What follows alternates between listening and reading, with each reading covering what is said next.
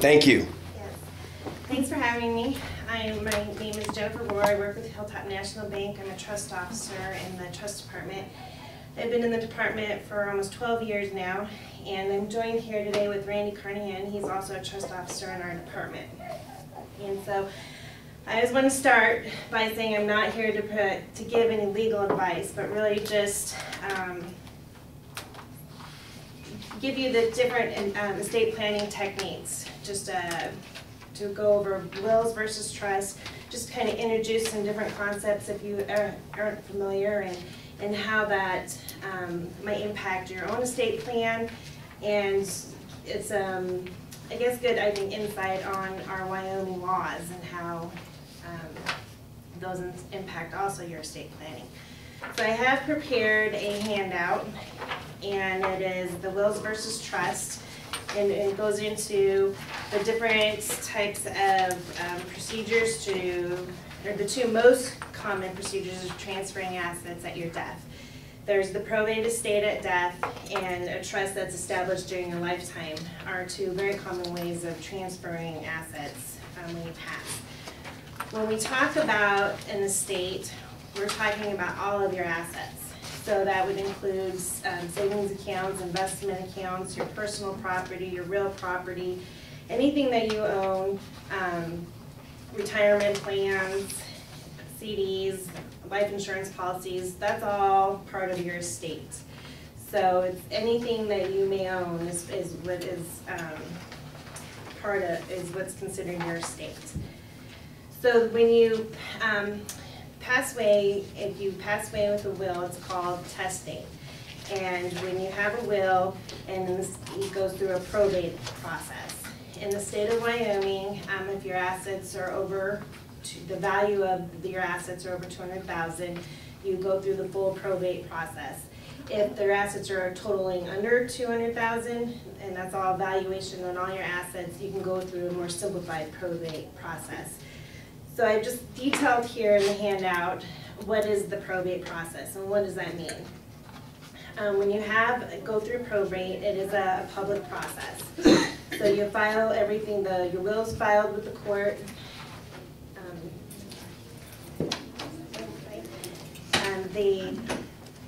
Your will is filed with the court. You have to go through court supervision. You have to get court approvals to go through and sell your estate. There's a personal representative that you've appointed in your will that would be administering the estate process.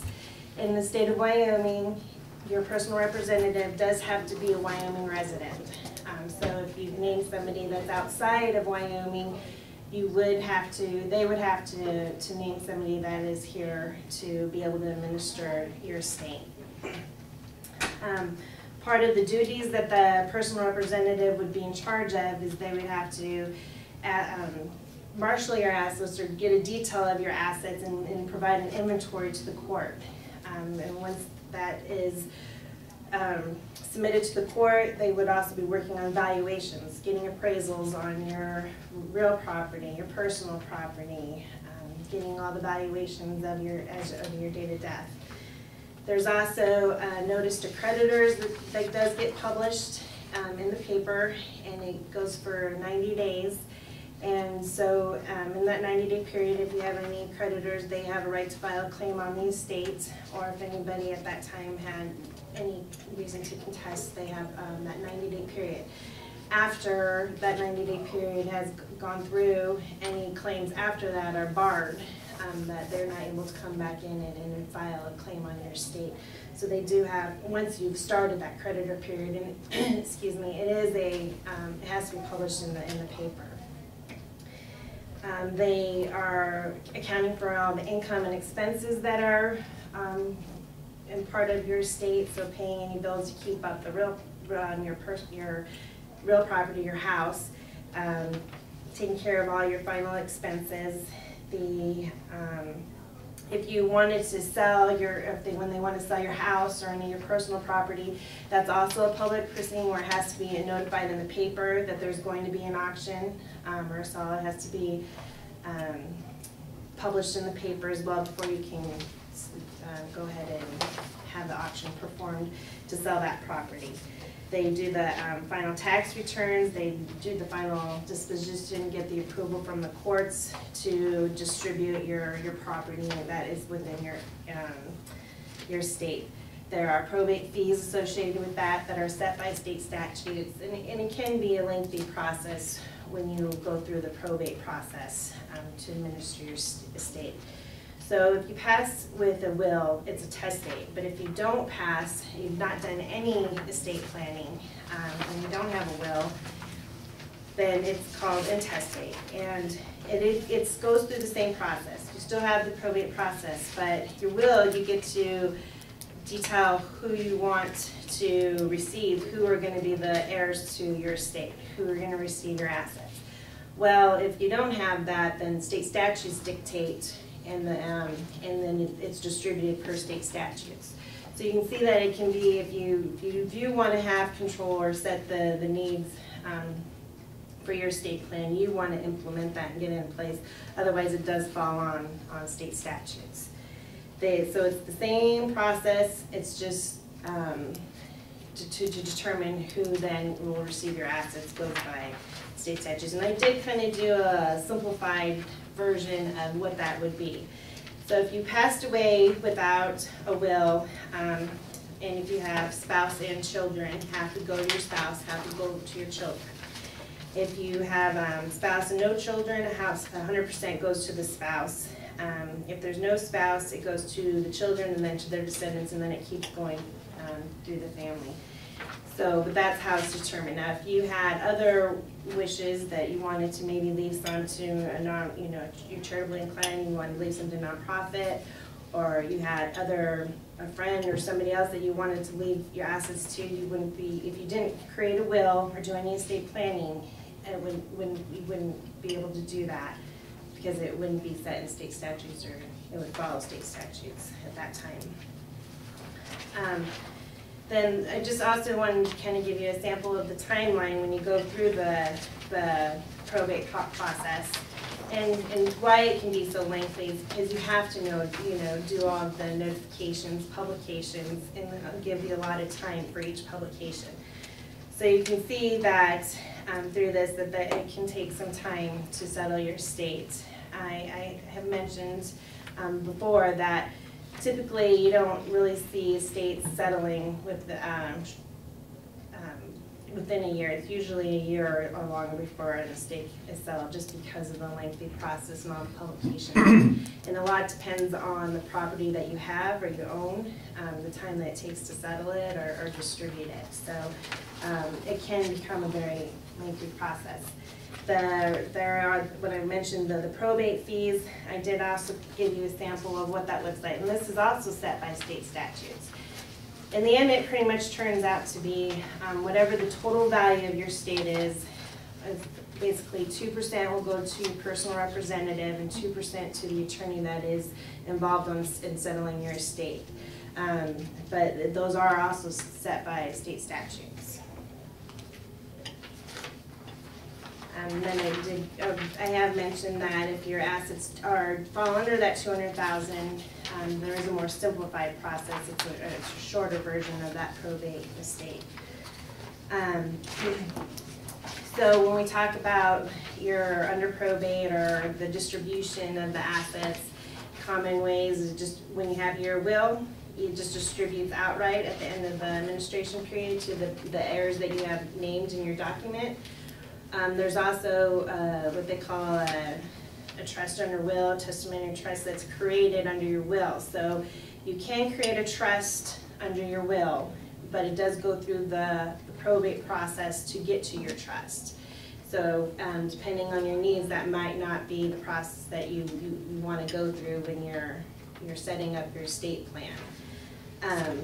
The other option, if you had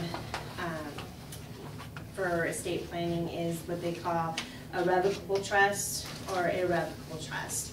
A revocable trust is a living trust. You can amend it during your lifetime. You have complete access to the assets that are titled in the name of the trust, just like you were the owner. And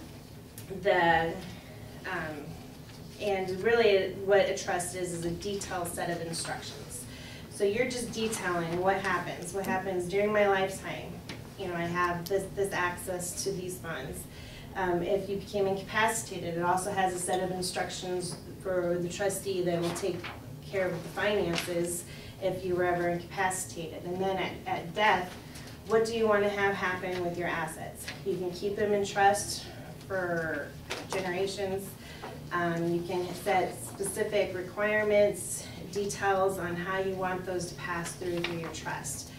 So when we talk about an irrevocable trust, this is if you set it up, a lot of times you see irrevocable trust, if you set it up during your lifetime, is it was a gifting feature. To gift assets out of your estate, reduce your estate, you have no more control over those assets, and so you've set it in an irrevocable trust. But also, when you pass, your trust becomes irrevocable, and there's no more changes that can be made at that time. So there's three roles in a trust.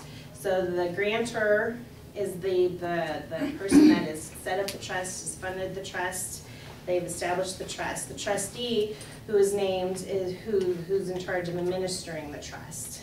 And then the beneficiaries who receives those assets that you've named in the trust. Those are three components that you need to know or have when you want to set up a trust. You will want to know who you would like to be your successor trustee, and who do you want to receive your assets, and you can detail that out in your trust. When the trust is revocable and during your lifetime, typically you're all three. You're the grantor, you're the trustee of the assets, and you're the beneficiary at the time because you're receiving all of the income or the principal of the trust at that time. An attorney would draft your trust, so you'd want to execute your trust documents when you're talking about creating a trust. And then it's very, very important to fund your trust, and that's when we were going to, Scott mentioned, we were talking about titling assets last month. And it's important, if you've created a trust, to make sure you've titled all your assets in the name of your trust. If you don't, and something happens and you've passed and those assets aren't part of your trust, then it has to go through another process. It depends if you have a pour-over will, which means that any assets that are still in my name that I didn't put in my trust, my will says it'll go to my trust. But if those assets are over the $200,000 or even under, it still has to go through probate to get to there. When I mention trusts are not a public process, they're private. They don't go through the court system, so they don't have to get all the approvals or have all the publications that you do when you go through a probate. So if you've created a trust to avoid probate or to have it private, by not titling your assets in the name of the trust, when you pass, it goes through that public process to get to your trust. So it's not really been effective of what you might have set up in your estate plan. So it's important to be sure if you do create a trust, to have the assets that you want in the trust titled in the name of your trust. And that would include your real property, your investment accounts, savings accounts, anything that you wanted the trust to own, you would have in the name of your trust. In a revocable trust, at your passing, the successor trustee would step into the role of administering your trust. So it's very important when you think of who you're naming as your successors, that it's somebody that you trust, or it could be an individual, or it can be a corporation, and that they know the laws and they're able to administer that trust. A lot of times people get named as a successor and they're not sure what that role is. So it's important when you're deciding or determining that to make the decision for someone that might be appropriate to step into that role. As I mentioned, it's a private process and it's generally faster because you don't have to go through all of the legal notices and publications. The provisions that you set in your trust are specific to your needs. So if I have a couple examples in here, but if you have blended family, and you want your spouse to receive all the income during their lifetime, but at their passing, you want it to go to your children. That's how you can detail that in a trust, that it provides for your spouse, then goes to the children, or if you have minors, or that you're leaving assets to. You might want to set ages where they might inherit it or receive those funds instead of getting all the funds outright when they turn 18. That might not be wise for some minors. I know it wouldn't be wise for my kids. So you want to, and then they'll provide for financial management for them or the spouse or whoever you have named to receive your assets. You can keep it in trust and really set the parameters on that. I hear a lot that it's more of controlling your assets after you've passed, so you still have control over what's happening with your assets. And then I had mentioned it can extend for generations. You can have education trust for grandchildren. There are in Wyoming common mineral trusts that can keep minerals in the family for generations. So there's a really nice tool, a good technique for estate planning. It's just, you need to tailor your investment plan to your specific needs and what's appropriate for your estate plan. But I've mentioned before, but it's important to have an estate plan. No matter what it might be, if it's a will, a trust, it's important to do some planning. At any point, stage in your lifetime, and it's important to review the plan every so often, because you might have set a plan up 10 years ago, but things have changed in your life and it's no longer valid or for what the circumstances are now. And so you may want to have that reviewed and periodically make changes to it. I think that's important with estate planning. It's not just a one-stop. You have to continue to review those. The estate planning, well, it's during your lifetime if you become incapacitated. So not only, and the nice thing about the trust is it does provide for during life if you were incapacitated or at your passing. If you just had a will, there's no provisions in a will because it doesn't come into effect until after you've passed. So if you have just a will, you want to have a power of attorney or some instrument that provides for, if you became incapacitated, who's going to take care of your finances for you. If you don't, it goes to the court and then they appoint a conservator.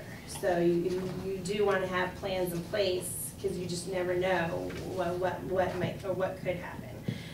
So I go into incapacity. The conservatorship is court appointed, court supervised. You provide inventory of assets. If you're a conservatorship, you have to do accountings to the court annually of the assets that were in the conservatorship. It is public record. If you have a durable power of attorney, there is no court supervision. So they have their powers and stated under your power of attorney what they can do.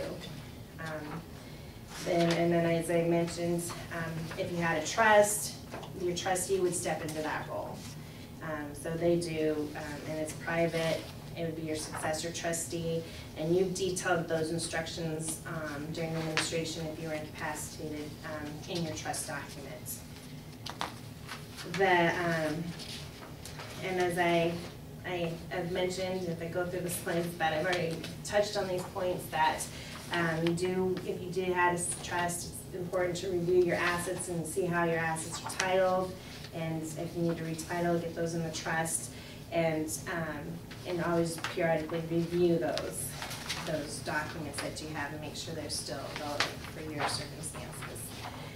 I always like to provide some takeaways that estate planning is just not for the wealthy, it's for any circumstance or your needs. So I know a lot of times there's that misconception that you only need an estate plan if you're wealthy, but it really, if you have any kind of a need, you would want to have an estate plan. If you have children or grandchildren, or you're charitably inclined, you just want to make sure that you have that plan in place. Otherwise, it does fall to the court system and state statutes. And that you get that when you set up your estate plan, you are tailoring it to your needs and what's important to you instead of having someone else decide that for you. So I know that I've gone through a lot of information fast. I talk about this all the time, so I'm sure there's probably questions. So if you have any questions, I'd love to answer them. I'd like to repeat what I told the group before when you were here about our moving from one state into Casper, into Wyoming, and we had a trust in the other state. And when we got to Wyoming, we found out Wyoming does not recognize a trust from another state. And we had just blown a lot of money doing a trust. And once we got here, time had gone by, and we decided not to, because again, it would be several $1,000s worth to redo what we'd already just done in another state. So it's important to know if you are moving into Wyoming, or I don't know how long ago, but if your trust was another state, it's not going to be recognized. Do you have any comments? Well, I have not experienced that all trusts are immediately invalid if they come from another state. Well, I was told that by an attorney. It may be.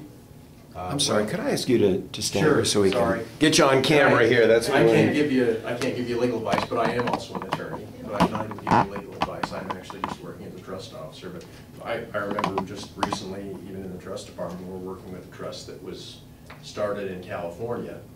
And it was created in California, but it was a revocable trust. And so ultimately then the people had moved to Wyoming. And so some of the California laws may not have applied. For example, community property, at least as it's stated in California, because Wyoming is, at least in theory, it's not a community property state, even though we kind of treat things as community property here. But the trust was not completely invalidated. And where I could see a trust that could be invalidated, it was a type of trust that simply did not exist under Wyoming law at all. For example, there used to be, several years ago, they didn't have irrevocable trusts in Wyoming that you could create during your lifetime. Now they do. But at that time, if you'd have created an irrevocable trust in Oklahoma, for example, which was one of the early states that had irrevocable trusts you could create during lifetime, then that would be problematic because there's no Wyoming law to try and address it. So I could see where that could happen, but I don't think just across the board that a trust is invalidated simply because it was drafted in another state. I was misinformed. There are portions of that trust that may not apply depending upon how the trust is drafted. There are elements that may not have application because there may not be an equivalent Wyoming law. Sometimes, as for example, as in this case, if you had a California trust and the people have left California, there's nothing in California to have to deal with it. If the real property, that is the land and buildings and so forth, that's real property, were situated here in Wyoming, then Wyoming law is going to kind of kick in wherever the trust might be lacking in terms of how to dispose of that property. But you're right, it could affect whether or not that trust is valid and whether or not certain portions of it may not have effect. Okay. But as far as across the board, just rendering all trusts invalid if they're in another state, but not necessarily. Well, and perhaps things have changed because this has been 10 years ago. Okay, so 10 years ago, I was practicing in doing trust and estate work, and we did not have an irrevocable trust. Now, I don't know what your trust was like in the state you came from, but there were a handful of states that had started doing these irrevocable trusts. I just use that as an example because it's a pretty glaring change. Alaska, Oklahoma, and another handful of states, there was about half a dozen, allowed you to do asset protection trusts that were irrevocable during life. And so that would be an example of where you just didn't have a Wyoming mechanism to deal with that kind of a trust. Okay. Now you do. So it really is going to be unique to the trust, but you're right, it is something you have to be aware of and you have to deal with, you have to look out for it. And it may be that your particular trust is not valid in Wyoming because of the way it was crafted. But I think it may be oversimplifying to just say if you create it in another state, it's not going to be good in Wyoming. So across the board, I don't think that's necessarily going to be the case. I was partially misinformed and then... Well, and you may not have been, based on your trust. What was there, then maybe it is invalid in Wyoming. that's another reason why the laws are always changing. That's what I always used to tell people about going in and having your estate reviewed, even if you just have a will and not a trust. I used to tell people every few years you should look through it, pull out the documents, dust them off, see if they still apply to you. Okay. Because the laws are always changing in every state. Your family structure is always changing. People are getting married, people are dying, people are getting divorced, people are being born, and those things are happening all the time. And so your trust doesn't necessarily always keep up with all those changes to the law, doesn't keep up with the changes to your family. And so that's why it's a good idea to kind of dust those off and see. So if you have a trust that was created in another state, it might not be a bad idea under today's law to actually sit down and spend the money to go visit with an attorney and say, hey, can you tell me what is good about this? Maybe there could be some amendments to the trust that would bring it into compliance with that particular state's law. All right, thank you. Something like that. So Thank you for the update. it's at least worth maybe talking to an attorney about and seeing kind of where it stands. So just because one part of the trust doesn't apply from another state does not invalidate the whole trust? Not necessarily. It all is very case specific. It's all Okay. dependent on the trust. And so really what you would need to do is, particularly if you have a trust drafted in another community, is to consult an attorney in the state that you're living. Okay. Which brings me to, and I'm sorry, was that Yes, it or no. Jen? Some of the terms that you use, personal representative, trustee, I've heard executor, are they three different words for the same person? So a personal representative and an executor, those are the same under, and so it's who you named under your will to administer. Trustees under your trust, so it's two different documents for the terms of who acts in that fiduciary role. Okay. Well then, what about talking about from a different state? Like if you drew up a will in Nebraska and your personal representative was in Nebraska and now you've taken up residence in Wyoming, is the will still valid? Do you need to forget about the personal representative in Nebraska and name somebody else in Wyoming, or what about that? If you've moved to Wyoming, again, you kind of go back, you want to have your document reviewed. Your personal representative, if you've named them and they're in Nebraska, they couldn't act here in Wyoming if all your property, you're administering your estate here in Wyoming. So that they would have to name somebody, at that point that was here. So it's something that you want to review with an attorney to make sure what changes you need to have made. What if you didn't have anybody here? So that's where what Hilltop or banks, institutions get named in the documents to administer estates. So that's part of what we do in the trust department. We're named to act as personal representative or the successor trustee, and it's nice. But naming a corporate fiduciary has a lot of benefits, I see, because whoever you named, the institution's here in Wyoming, and it's not an individual, so if people, get older or change or move on, there's always going to be somebody in that institution that can act for you. They've gone to school for it, they're trained for it, and that's what they do for work, so they understand the laws, they know the process, the role that they've taken on. So that's a lot of times what people do, not only if they don't have anybody that lives in the state of Wyoming, but it's like a third party they've named that doesn't, don't create get in the conflict. They don't have sides, everybody's equal. A lot of times you see conflict come up in families with whoever was named. For hurt feelings or property or for whatever reason. So if you want to keep peace with the family, a lot of times people name in a corporate fiduciary as well. So what? Cost. Go ahead. I was wondering, the same subject, cost. For if you name, so if you have a will and whatever, if it's a corporate fiduciary individual, it's the fees are dictated by the state statutes. So that, just roughly, it'll be about 2% that goes to the executive personal representative that's named, along with the 2% to the attorney. A trust each institution has their own fee structure, so it would be dependent on who you might name. So it's worthwhile visiting and understanding what those costs might be.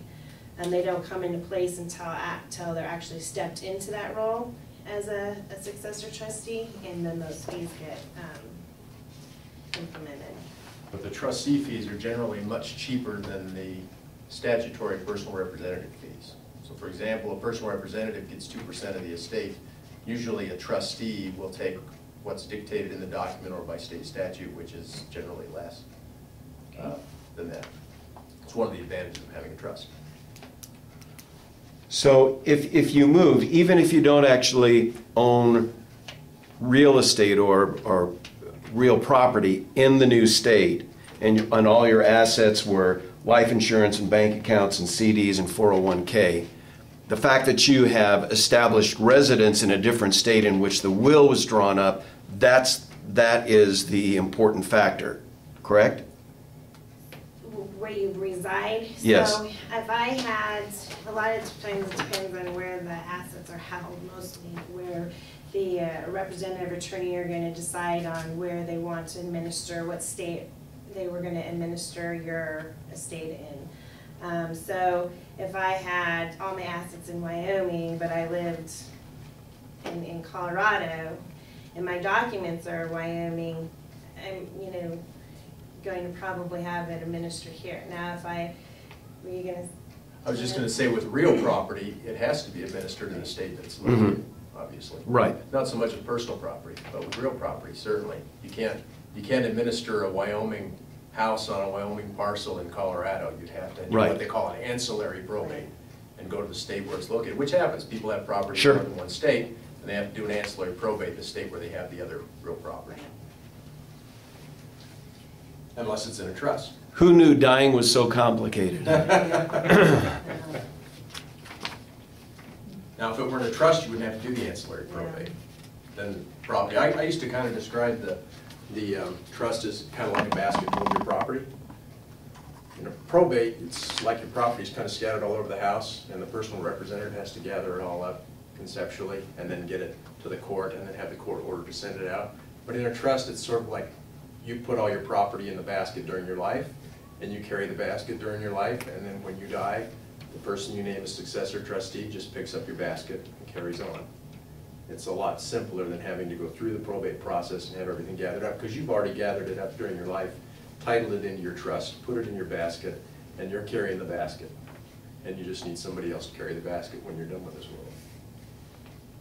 world. And sometimes they carry the basket and they hold onto the basket, sometimes they dole out part of the basket to kids or grandkids. Maybe they dole the whole thing out to the kids or grandkids, and that's the end of the basket. But that's kind of the way, at least I used to explain it to people, is a trust is a little more like having a basket, and your property's already put in there before you pass away. So all they got to do is just kind of hand the package to the next trustee. This can be so overwhelming. Do you get clients, customers who come in and say, here I am, I don't know the first thing, where do I start? I mean, is that the kind of advice that that you folks are able to help them through? Yes, typically a lot of times we're the first stop because they don't know where to go, where to start their planning. So they do come and meet with us, and we just kind of go over different techniques, find out what might be suitable for them. They do have to go to an attorney to have the documents drafted, because that's not anything that we do. But we do help through the process. A lot of times, even if we're named in the documents, we're part of the process, so we know the intent from the beginning and can give our professional input through that process as well. So it is, we typically become the first stop. What's a timeline? How long does, with all the paperwork and everything, from the first visit to, yeah, you're all set? I mean, how quick or how long can that take? It's going to be specific to the plan and the individual. If you know what you want and can see an attorney and they can get it drawn up on the paper, it could be a pretty quick process, but it depends on the complexity of it and how quickly you want to make the decisions or you think about it. So that's going to be to each individual how long that process could be. But it's once you have your plan, your attorney's drafted the document, and the timing of executing it. is when the documents can be executed, but then you still have the next step of titling assets and making sure that that's been set to the plan you've set up. Is everyone familiar with what you covered last time about titling assets? Can you give us a 90-second recap on? Well, there's just so many different titling techniques, and it's depending on your estate plan that you want to make sure your assets are titled to fit what you've set up in your estate plan. I kind of went over the different types of ways to title your assets in joint property, payable on deaths, trust property, and if it's in your individual name, which we've touched on. If it's just in your individual name, it'll go through the probate process. If you have joint name, there's different joints with rights to survivor. It goes to the survivor. So there's lots of different ways to title your assets, and that's all going to be part of your estate plan to see how those assets pass, naming beneficiary designations on your retirement accounts, your life insurance policies. So there's more to just, once you have the documents drafted, making sure that your assets are titled to fit the estate plan you've set up. So that's really Very good. Sometimes those titlings can have tax implications. right. So it's not a bad idea when you're doing estate planning to involve an accountant. Because, for example, if you transfer your house during life to your child, then they don't get a step up in, what they call a step up in basis in the tax basis. So, for example, if one person bought their house in 1920 and they pass away in 2015, then the person that would inherit the trust by will would get what they call a step up in basis, and they pay taxes based on the value in 2015. So if they sold it then in 2016, they'd only pay gain for that year. But if you deeded the title to your property during your lifetime to your child or your grandkid, then they don't get that step up in basis, and then when they get ready to sell it, they have to pay the gain from back in 1920 when the house was purchased. Wow. So they have a lot more. So that's just an example of where sometimes those things either have gift tax implications or capital gains implications. That's why it's not a bad idea to at least touch base with an accountant also when you're getting ready to do retitling of assets. The government will get you coming and going. Well, I guess so.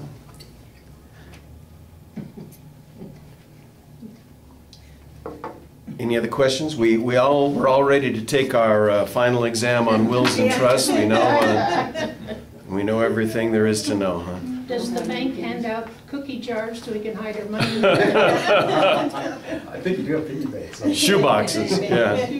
Under the mattress? Yeah. All right. Anybody else? Any questions? Did we cover it all or answer some of your big questions? So, excuse me, in other words, if I don't have an in-state representative, I should probably come over and see you, what you can offer me? I would recommend that. If there's not anybody in state, it would be worth coming and visiting and talking about it. Yeah, okay. Mhm. Well, it's kind of like your question. Yeah. It's like her question. She said she didn't have anybody. I don't know about you, but, No, I don't. okay, so these two are the same, and they're wondering who. That's what I was mentioning. That's why where corporate fiduciaries get named a lot. Mhm. But they could do a friend or someone they trust, couldn't they? Mhm. Oh, they'd have to be family member. No, But it would probably have to be somebody who's a resident of the state, right. because they have to administer the property in the state where they're living. Okay, so you name somebody that isn't in Wyoming and you pass away, you didn't get it changed. They name a successor, maybe an attorney to represent them? They would probably go to the court and ask the court to appoint somebody as a personal representative in the state of Wyoming, whether it be another relative, or maybe they would ask for somebody like a Hilltop or some other bank To handle to it. do that. Okay. But does that void out the person you chose that's out of state? Or do they work together? It Oh, they work depends. They together. can be. You can have a co-relationship, or you can just have, Yeah. they could just decline and have somebody named in their place, or Okay. the court would name somebody in their place. Okay. But that They doesn't do have void out to- what no. you already have But they set have up to out find of town. somebody. They Mhm. just can work together. Right. That's okay. Spend it, ladies, spend it. Yeah. Make it easy. Found that out The like faster this the year. better. My lawyer, and he says, Vegas, here we come. But I just needed someone to take my will down and file, and then we'll figure about that, okay. I'll give an example. I have 6 great-grandchildren, 2 grandchildren.